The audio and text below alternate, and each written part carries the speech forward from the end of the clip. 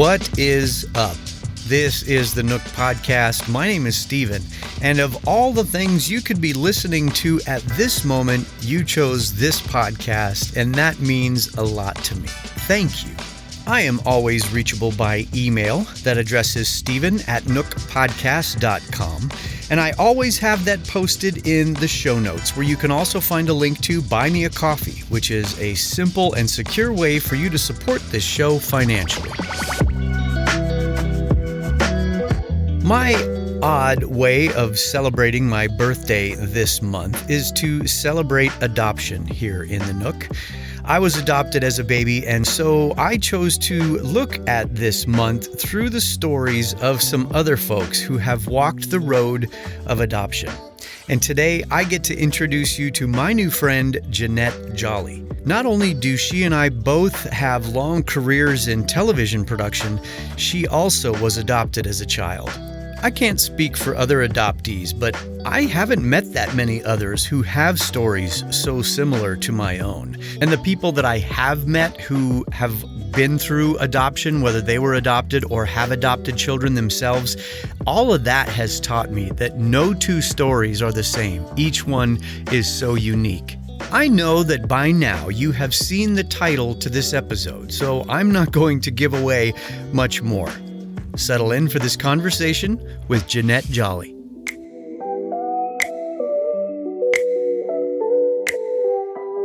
Well, how about this, Jeanette? For introduction's sake, just tell me and my listeners a little bit about yourself. Well, thank you for having me on. My name is Jeanette Jolley, and I'm a TV producer. I've been in Hollywood for, over 20 years now. And I'm originally from Southern California. I grew up on the beaches of beautiful, sunny Southern California.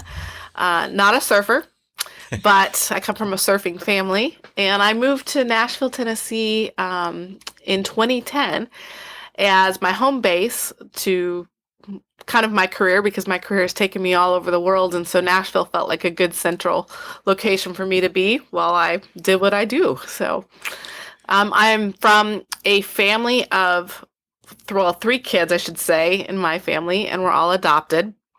And I come from one of 19 first cousins, of which 15 are boys. So I grew up very much a tomboy in my life. Well, and your two siblings are brothers, right?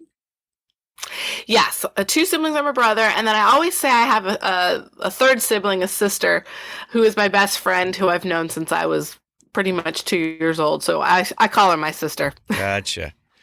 So therein is where it's easy to dive in with you, because you and I have so much in common. Being adopted, having adopted at least one. I mean, I've got an adopted sister, and there's no blood relation between you and your brothers as well, right? No blood relation. We are all adopted from different families. Right. Okay. And I've got a boatload of cousins. My mother's family covers about the eastern quarter of North Dakota, of all places. So I feel like anytime I've ever been back there, I've met a second cousin or a third cousin or somebody's uncle that I am related to. My mom was the only one who could ever explain all that stuff to me. But I heard another interview with you, and that's so much where my interest in talking to you came from, especially where you talked about how it became obvious to you as a child, the differences between you and that extended family of yours that didn't look like you. Tell me a little bit about how that started to come to be for you back in the day. Well, I've always known I was adopted. That's one thing I think you and I have in common of our parents, really were great about, talking about it, very open dialogue as a child. I remember as growing up, my mom had books on like, you are special because you're adopted, things like that. But it didn't start occurring to me till I was about 10 or 11 years old, as I started kind of getting into my teenage years, that I don't look like my cousins. I don't act like, I don't have the same mannerisms. And I was noticing like the boys, and as girls started happening in our family, they all looked alike, and they all, it was really came down to like mannerisms. All their mannerisms were the same. And I didn't have that. And all my cousins kind of had the same hand gestures and laughter. And it really mentally for me took a toll because I didn't process it. I couldn't understand it. Why am I different? Why are my friends and their parents different? And that bothered me. Mm. It really did, and I didn't know how to like properly express it is probably the right way to say. And so instead of me discussing with my family or my cousins or aunts and uncles, I would just get angry and Mm. or almost you kind of force that energy into things that were not positive. Mm. You know, from anger to becoming more introverted to various different activities, or I would make myself total opposite, so busy I don't have to think and deal with these emotions that I'm feeling. And now I'm so glad there's so many resources out there that Yeah. you can talk about it, and there's this open dialogue like what you're doing to help other adoptees kind of understand these emotions and what they're feeling is okay. Right. Well, you said that so much of that started to come to light for you as you entered your teen years. Did that mess with you? I mean, we all go through such strange rebellions and finding ourselves as teenagers. Do you think that that skewed things for you all the more as you got into those formative teen times? That's a great question. I 100%, we all have those crazy teen years. And then on top of that, add extra layers from whatever, issues any of us are dealing with. For me, as a teenager, I took those times as an adoptee, and instead of bonding more with my mother, I chose to just push her away, Mm. and I didn't want her close to me.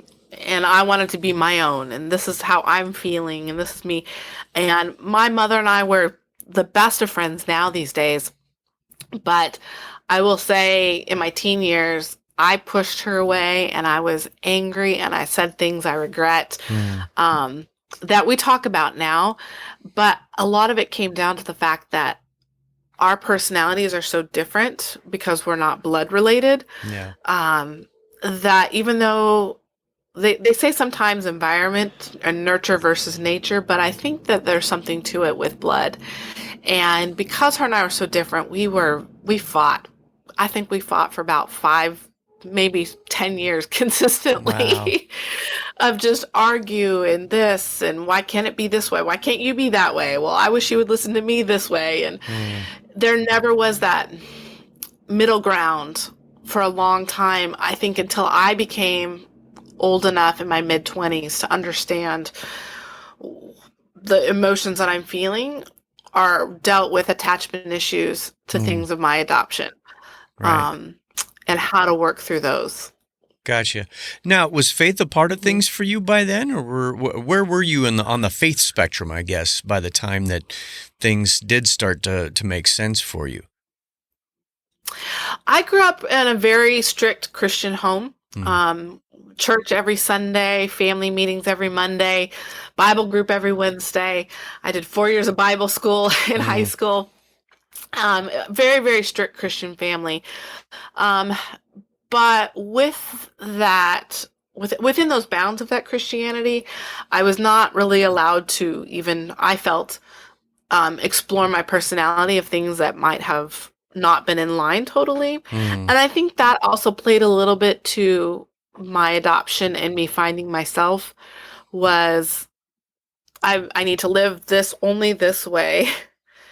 And now you're adopted, even though you feel this way or you have this personality that's not totally in line with the rest of your family and extended family, that heaven forbid you speak up and say too much because you're Mm. already different.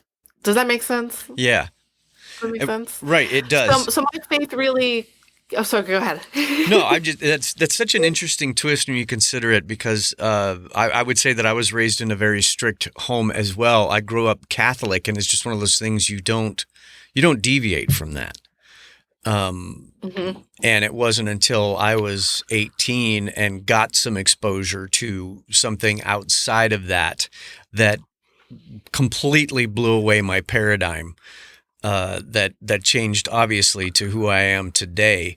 That boy, did that that sent ripples up and down the family line like crazy when I stepped outside of that and basically kind of came to the point of saying that I do not associate myself with your faith system anymore. And oh my, bells and whistles went off all the way up to the Vatican. It seemed like that made the end of my teen years a very interesting time, especially after I got married and started having kids and stuff like that. But that's probably a whole nother show and continuing counseling. um, with all the stuff that you dealt with, all that angst and so many questions, and this is kind of the meat of where I really want to get to, is that what caused you to go on a search to find your birth parents, your birth mom? Well, my birth story is, or I should say my birth mom story is one that is kind of wild. I had always wondered and questioned growing up, do I look like her? Do I act like her? And then when the internet started kicking in and search engines were out there, I did start to look a little bit. I think that was about 1997, 98. And then I just kind of brushed it aside and didn't think about it. And I mean, thoughts would come every now and then, but I didn't pursue it. And then what happened was she started looking for me. And it was, I'll never forget, Halloween day of 99, I got the phone call that from a location agency that she was looking for me. I can tell you verbatim to this day what that person said. It was the longest, craziest conversation. And that location agency happened to be paired with talk shows, and they loved the story so much they wanted to put us on a talk show. And that's where it went from there. And this was before I got into Hollywood that I went on and did this talk show. But for me, it was like, of course, yes, I want to meet her. I want to know everything about her. Any way that I could do it, I was open to doing it. And so I didn't care how it was really done. The talk show happened to be back in Southern California, and I was away at school at the time. So for me, also, I thought, free trip home. Sure. I could see friends, I could see family, and all those things. So I was like, bonus, I could go home and also get to meet my birth mom. You know, I'll do it. But it was the most longest phone call of my life. And then from the time I got the phone call to the time I actually did the talk show, it was about 2 weeks. So it felt like those 2 weeks were the longest 2 weeks of my life. Oh my gosh, it was so stressful. And planning all of that to give everybody in the family a heads up, this is what I was doing, was not an easy one. Yeah. Did you tell your folks right away? They were the last phone call I made. So when I got the phone call, okay, let me kind of retrace this. Okay. I get the phone call. I make this poor woman stay on the phone with me for 2.5 hours. I'm asking every kind of question. Of course, now as a TV producer, I realized she didn't want to give too much away. Yes. So she was just trying to appease me as she could. But then the first phone call was my best friend, that I call my sister. Then it was her parents. And then it was my aunt, and then my other aunt. And it was like, how do I tell my parents I'm doing this?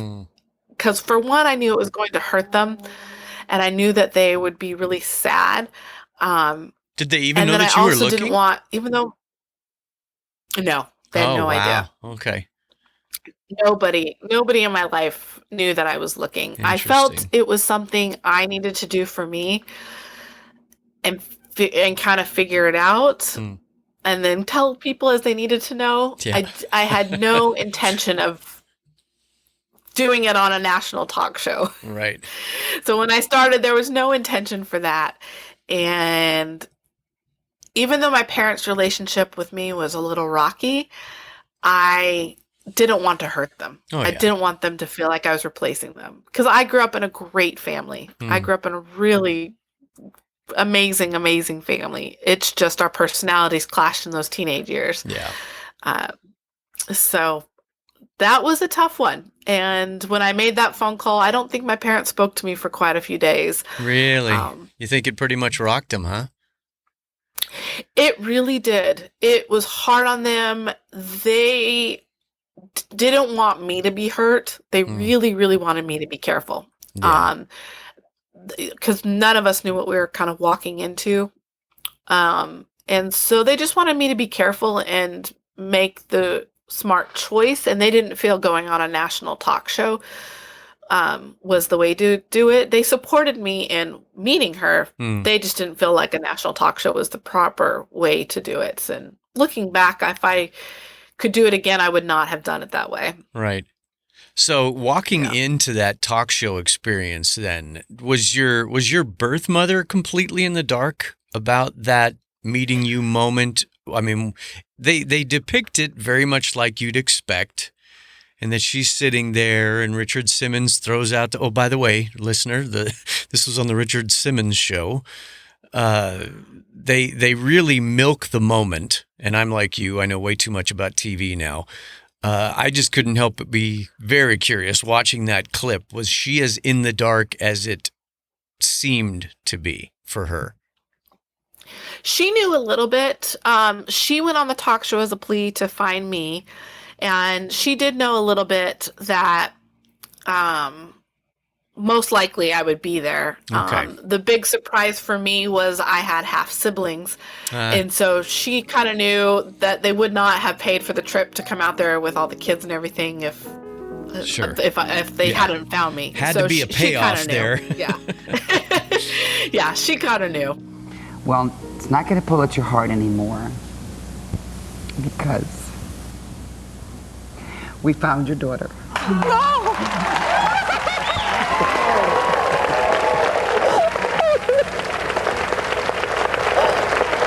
Come with me. I have to tell you, your daughter is now 21 years old. Yes. And I have to tell you that they changed her name, Well- and it's now Jeanette. Oh, beautiful. Please, Jeanette, come out and meet your mother.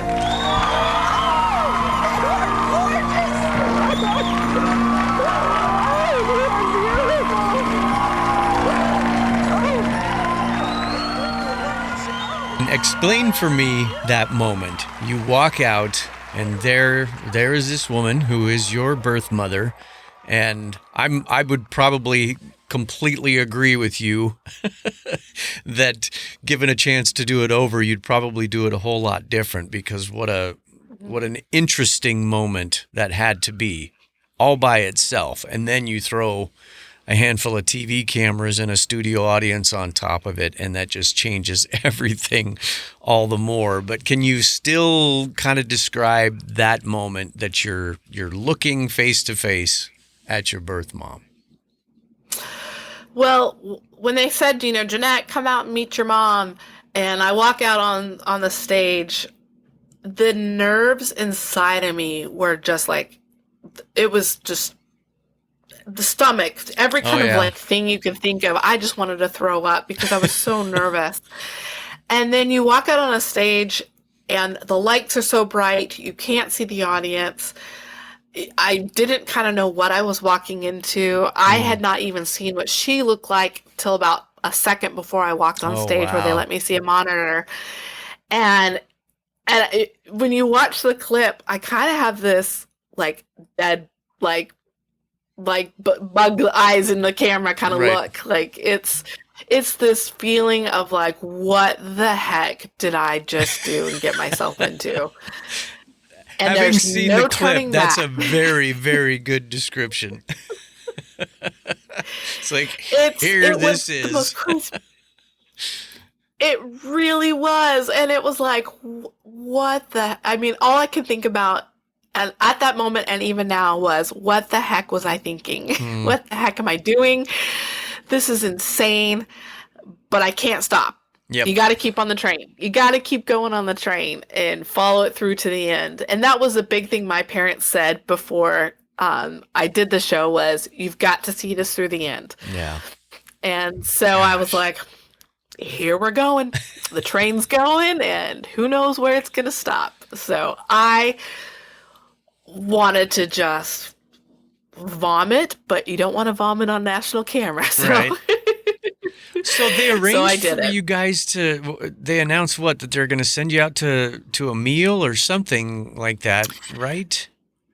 So the show was so great. This is one thing they were amazing with, was the whole taping took maybe 30, 45 minutes. It was pretty quick. And then it was kind of like, okay, get to know each other. But what's good about it is they gave us 2 days to do that in Los Angeles. They paid Okay. for our hotel rooms. They were super nice about it. They paid for our hotel for 2 more days. They paid for our lunch.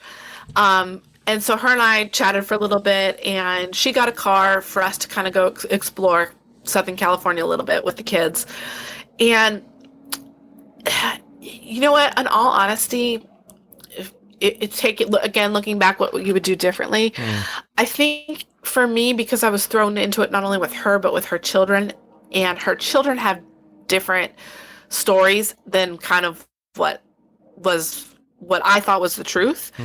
And so that was too much. The kids kept calling me sister. They kept asking me to come to Christmas, with them that year. And almost like they had the expectation they had a new sister. Oh, wow. It was like I was this long lost sister. And I wasn't ready to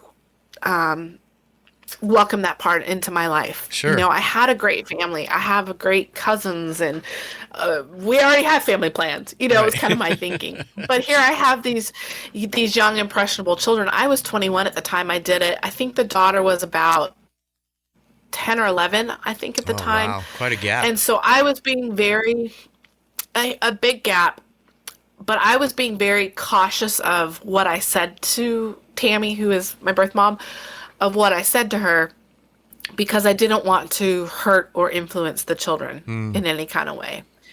So I had, over those few days, to be very guarded on different levels, because I didn't want to say something out of line of what she had told the children. Sure. But she was never away from the children, so she couldn't have an honest conversation with me until later.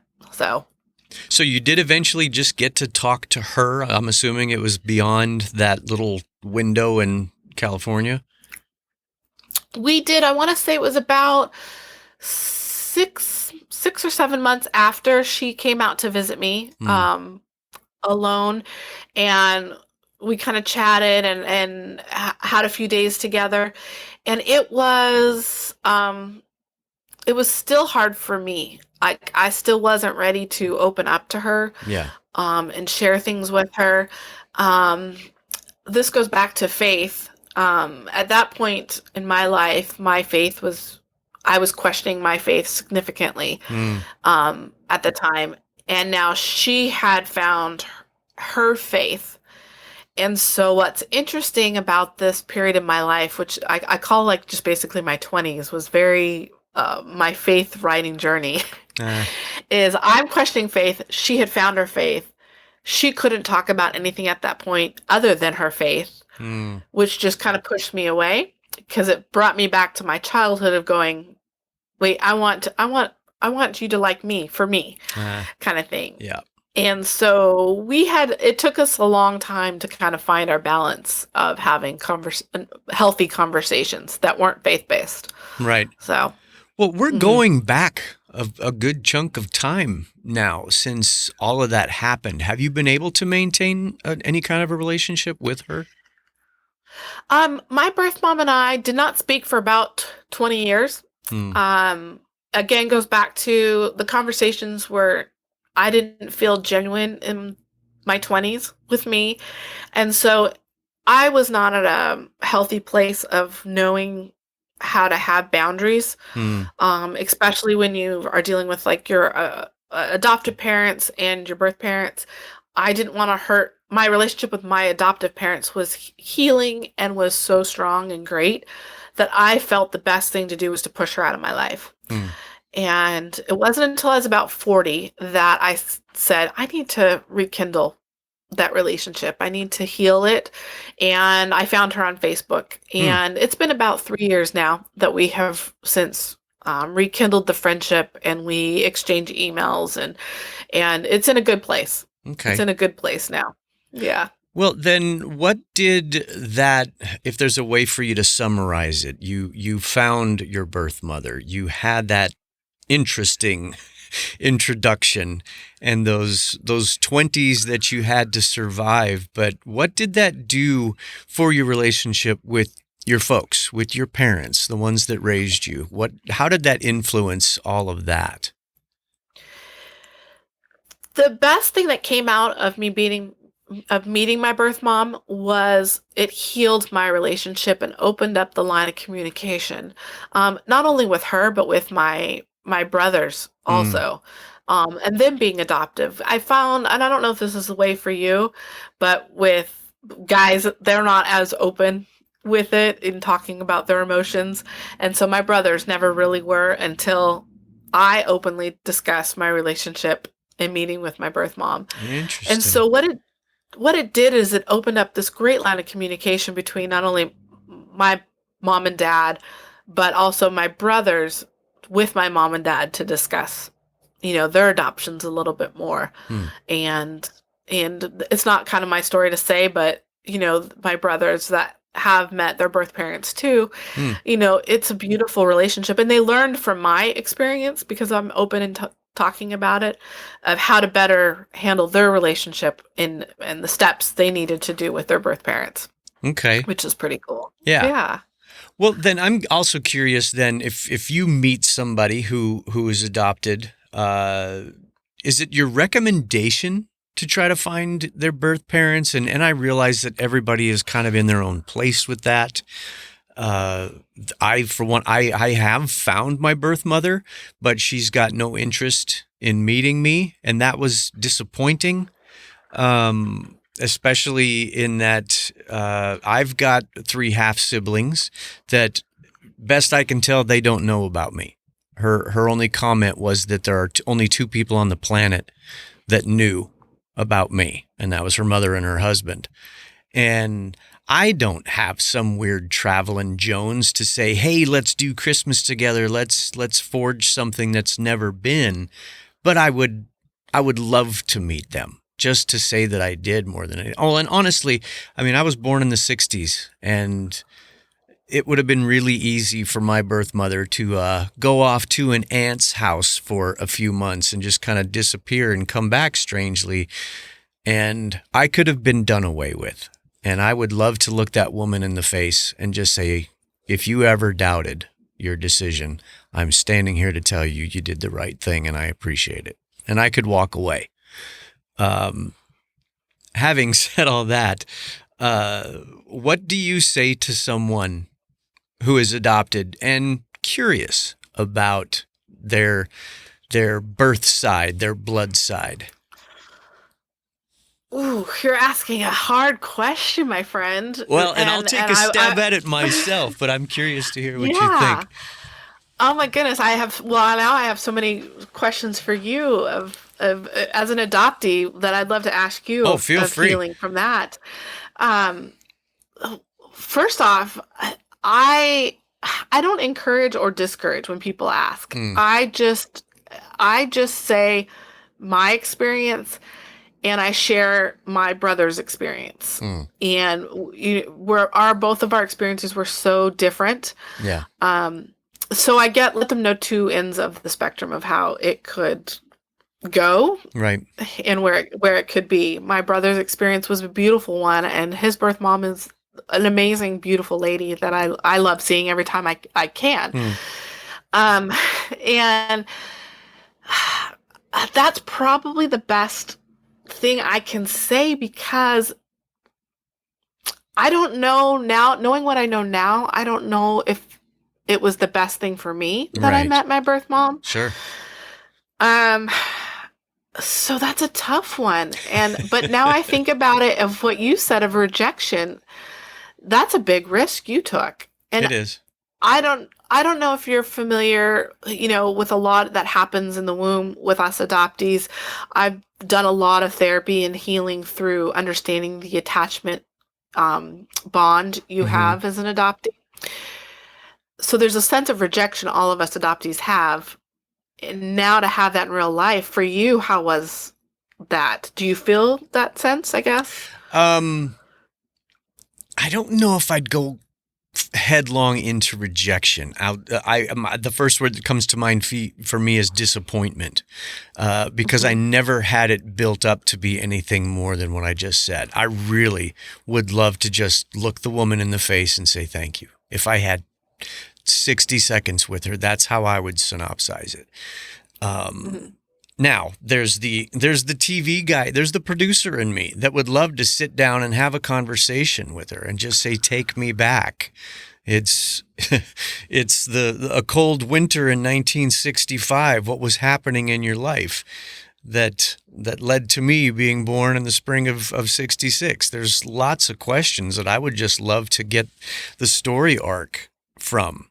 I would love to meet my half siblings just to see what similarities are there. I've found them on Facebook, especially I've got a brother who's got a Facebook account, and I've reached out to that guy half a dozen times through there and through 23andMe.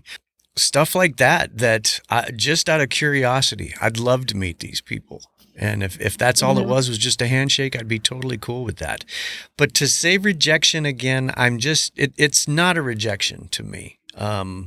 Because I think that just comes from a very learned spot of gratitude. And I had my sister on the first week of this show, of this series that I'm doing, and she's a therapist. So we talked a little bit about that whole attachment thing. So I'm very glad that my mom was just incredible that way. And the attachment that I had with my mom was just inseparable. And she passed away in 2007. And it seems like I will rarely go a week, if not a day, without thinking about something that I could share with my mom. Because she was my mom, and I miss her like I miss nobody else on the planet, that kind of stuff. So that's probably a really long answer to the rejection side of things, but there is that piece of, gosh, I wish I could just meet those folks one time. A quick phone call. Yeah. I'd be good with that. Yeah. Yeah. That's an interesting, I won't say interesting. I like that. It's peaceful. It's a peaceful way to look at it, which I think is good.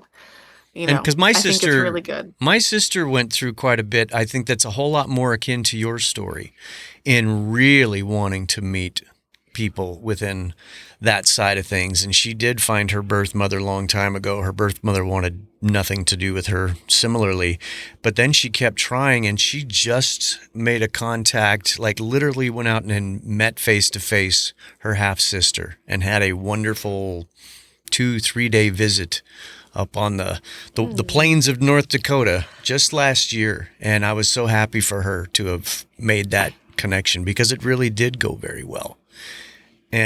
But isn't it just like that there's no way to put some kind of a cookie cutter? It's like, well, if you start the process, here's the likely end of it. It's going to go different every single time. Everything, it totally is. And for me, with my situation, my birth mom would love to be more involved in my life. And so I'll put this out to kind of your audience for advice. I don't know what's right, what's wrong, what's a boundary, what's not. I don't know how to fit all of that in. Is it just another friend in my life, but yet we have this blood relationship? Is it...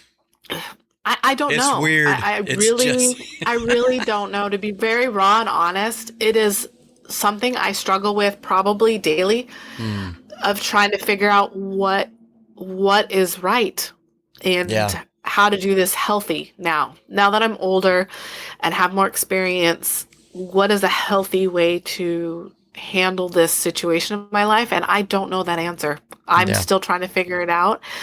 I don't want her to feel hurt, and I know she'll listen to this, and I always tell her this, that I'm just still trying to figure it out, as she still was probably trying to figure it out when she gave up for me. And I feel exactly the same way you do about your birth family. Thank you. Yeah. I am so grateful for the life that I had and the family that I have. Even in my adult life, I would say my cousins and I are even closer than we were as children. I mean, I speak to them quite often, that I consider them like brothers and sisters. That's how close we are. Sure. I would not have had that and these people in my life that have shaped who I am without her doing what she did. But as far as like the boundary of my day-to-day life that she's involved in, is she like, do I text her every day like I do my own mom? I don't know what that is. Like, Right. And here I am 44 and I don't know yet quite how to figure it out. Yeah. So I'm open to any and all suggestions that anybody could offer. I would love that. Yeah. Well, and that's, if I may bring it back to our faith, it's that understanding of healthy boundaries. I think it still comes back to a guard your heart kind of a thing, because I think you still have to be careful, blood relation or not. You're talking about two lives colliding long after they could have, obviously. And I guess with that, navigating any of this, all of this within your faith, how did those two worlds mesh for you? So when I left my house after high school, I kind of also left my faith a little bit. I was really trying to find me and who I am. And when I met my birth mom, I was not in a very strong faith place in my life. And so that, I think, takes a big toll. I think had instead I turned for advice on my knees, I didn't turn for anybody for advice through any of this, other than really just making sure I was very careful to not hurt or offend my birth, or offend my real parents, I should say. I always Right. call my real parents. And so I really, instead of turning to the Lord and asking for more of him in my soul, I pushed him away. Yeah. In my entire 20s, I really didn't have much faith. On top of that, I was starting in Hollywood at the time and very quickly had good success in Hollywood. So my life was so busy and jam-packed with my career that I just, again, left my faith behind. And about in my early 30s, I knew I needed to circle back.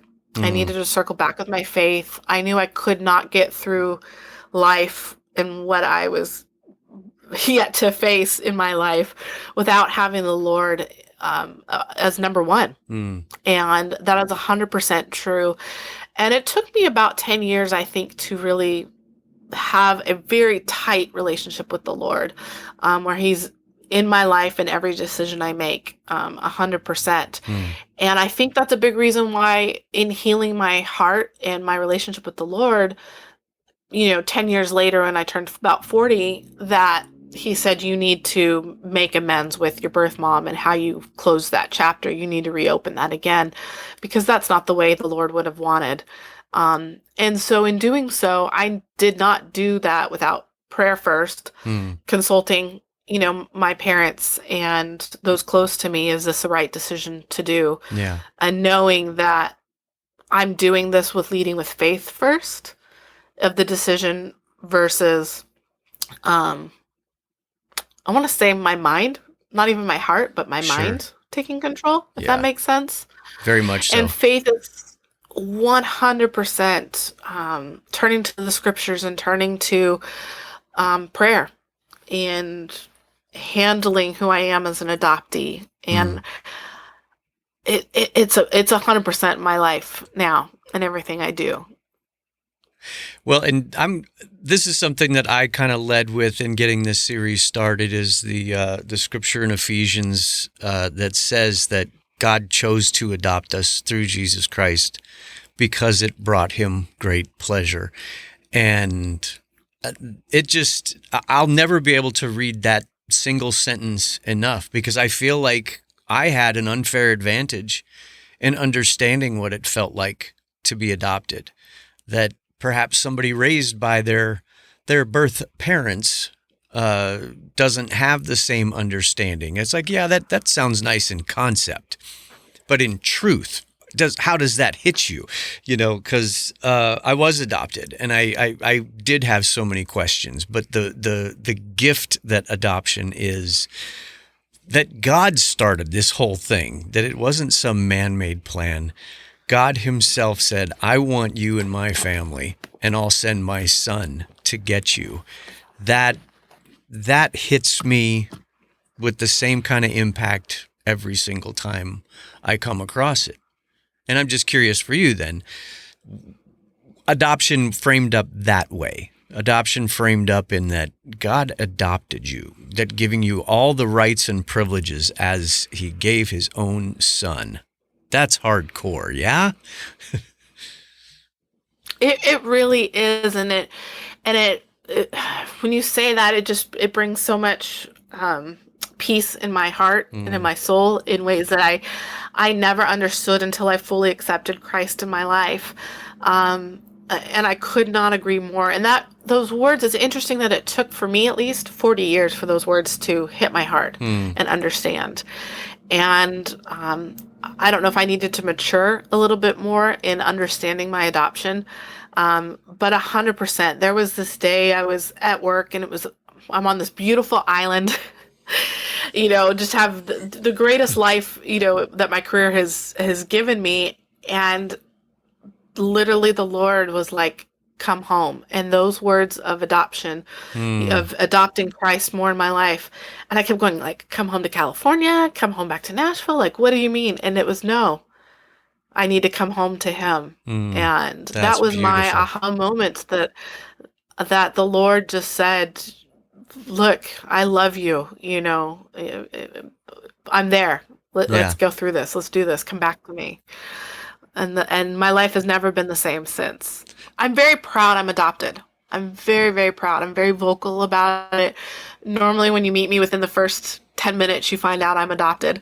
And the big thing for me, and I'm so glad you are speaking on this, is because not only in the world, globally, do we have this issue, but even in our own states, there's so many beautiful children in foster care that are available for adoption that people don't think of. And I think of, for me, were you born in the States also? Yep. So being born in the States, we're so lucky. I was in a foster care home for a very, very short time. And so I think back to, had I never ever got adopted, of living that life through, the system like that and where it is. And it's a very broken system right now. Yep. And it's just, if one voice can speak up and say something of the positivity of adoption, and it gets one person thinking, that's really my goal of sharing my story. So thank you for sharing your story and giving us a platform for it.